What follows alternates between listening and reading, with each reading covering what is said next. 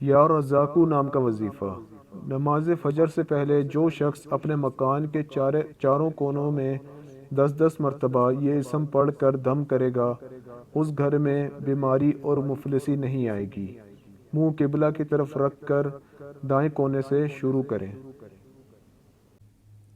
مزید ایسی ویڈیوز کے لیے ہمارے چینل کو سبسکرائب کریں، لائک کریں اور شیئر کریں، اور ساتھ بیل آئیکن کو ضرور دبائیں تاکہ ہماری آنے والی ہر نئی ویڈیوز آپ تک بر وقت پہنچ سکیں، اور ہمیں کمنٹ کر کے ضرور بتائیں کہ آپ کو ویڈیو کیسی لگی۔ آپ ہمیں فیس بک اور انسٹاگرام پر بھی فالو کر سکتے ہیں، لنکس ڈسکرپشن میں ہیں۔